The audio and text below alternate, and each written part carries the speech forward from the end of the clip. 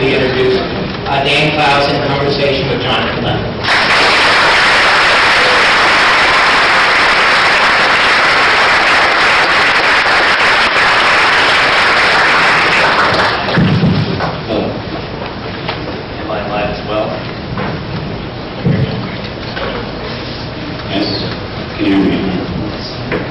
So, hi, thanks for coming.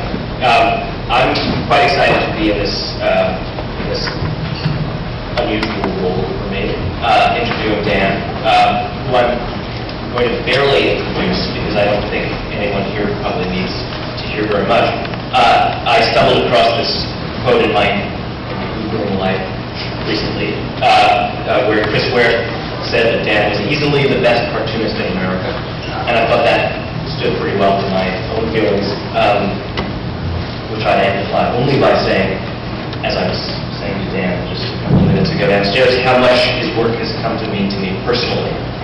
Sometimes it seems like a kind of X-ray to me of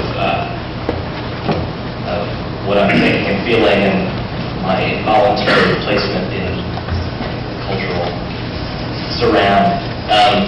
I named a recent collection of short stories Men and Cartoons, partly because I was thinking about Dan's work, and ideally it would have had one of his drawings on the cover, but it's probably a little pricey for my version.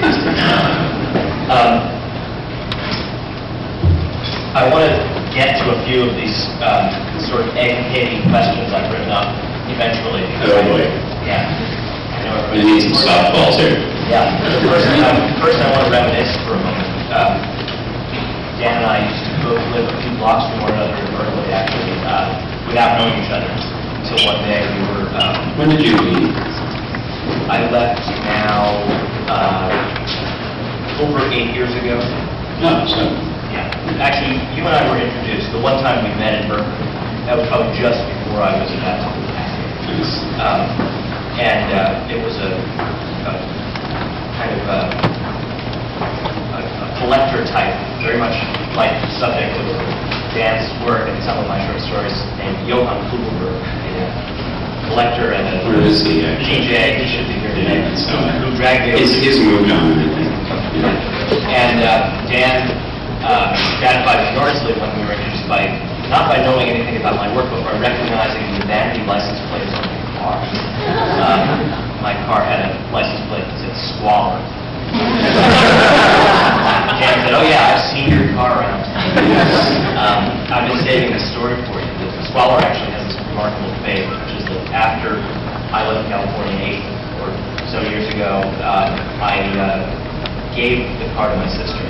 She drove it for a couple of years. Of course, it was getting even more true to its license plate over those years. And when she left, she gave it away to a friend of hers who didn't have a car, which says a lot if you're living in California about the state of your existence and probably your self-esteem. And within a few months of my sister joining me in New York, she learned that Squalor had been used in an armed robbery of a fast food restaurant. And of course, had been apprehended. Fairly easy to identify. Did you ever see the old hippie in Berkeley who had the license plate Rubber Sol? Well, we can get to hippies because I found some my Googling very nasty remarks. Hippies, and actually I wanted to ask you actually while we're still keeping it anecdotal, why Berkeley and how do you feel there after so long? You really made it your home, and it's a place I lived in for 10 years and felt that I sort of was always in a love-hate relationship. Yeah, I mean, I moved to Berkeley for the same reason that every cartoonist lives where they do. It's because my wife lived there, and I have no real say. You can't say, I need to be in Kansas because that's where my cartooning muse lives. And I liked Berkeley. I was living in Chicago at the time and had a hideous marriage there and wanted to get out. And what's the farthest point in the U.S. is, Florida or Berkeley, so I opted for